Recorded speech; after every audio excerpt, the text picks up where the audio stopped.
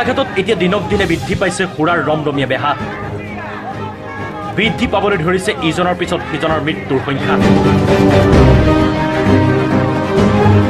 খাদ্য অনুপযুক্ত বৰবিহস্বৰূপ চুলাই প্ৰস্তুতকৰণত ব্যৱহাৰ কৰা লালিগুৰ ব্যৱহাৰ কৰি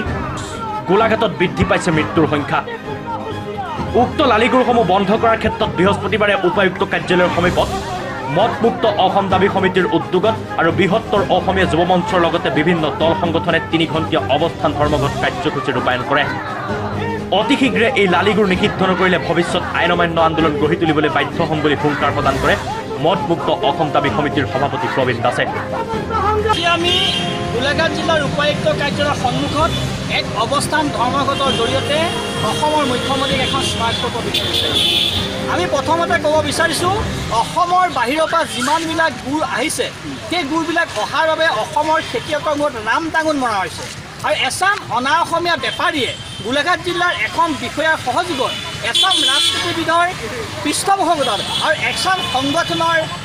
সহযোগত এক বৃহৎ সিন্ডিকেট গঢ়ি তুলিছে আৰু সেই বাহিৰৰ পৰা গুড়বিলাক অনাৰ পিছত অসমৰ গুড়ৰ লগত মিক্স কৰি ভেজাল কৰি ইতিমধ্যে চুলাই মদ বনোৱাত ব্যৱহাৰ কৰিছে সেইবাবে আমি আহ্বান লৈছোঁ যে বাহিৰৰ পৰা অহা প্ৰত্যেকটো গুড় অসমত আমদানিটো বন্ধ কৰিব লাগে দ্বিতীয়তে খোৱাৰ অনুপযুক্ত প্ৰত্যেকখিনি গুড় অসমত নিষিদ্ধ কৰিব লাগে একমাত্ৰ চুলাই মদতে ব্যৱহাৰ কৰা লালিগুড় নিষিদ্ধ কৰিব লাগে মুখ্যমন্ত্ৰী মহোদয়ক কৈছোঁ এপিনে চুলাই মদ বন্ধ হ'ব লাগে বুলি এখন আইন প্ৰণয়ন কৰিছে আনফালে আকৌ চুলাই মদ বনাবৰ বাবে গাঁৱে ভূঞে চহৰে নগৰে এচাম বিষয়াৰ এখন ৰাজনীতিবিদৰ পৃষ্ঠপোষকতাত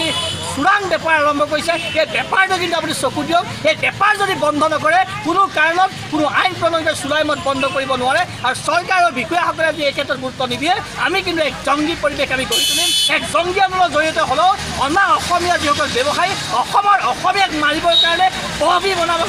বনাবৰ কাৰণে যি লালিগুৰ বেপাৰ আৰম্ভ কৰিছে তাৰ বিৰুদ্ধে কিন্তু আমি কঠোৰ পদক্ষেপ গ্ৰহণ কৰিম প্ৰয়োজন হ'লে আইন অমান্য আন্দোলন কৰিম প্ৰয়োজন হ'লে যিকোনো ব্যৱস্থা ল'বলৈ আমি বাধ্য হৈ থাকিম গোলাঘাটৰ পৰা Rajiv Karmakar report AWM 24 news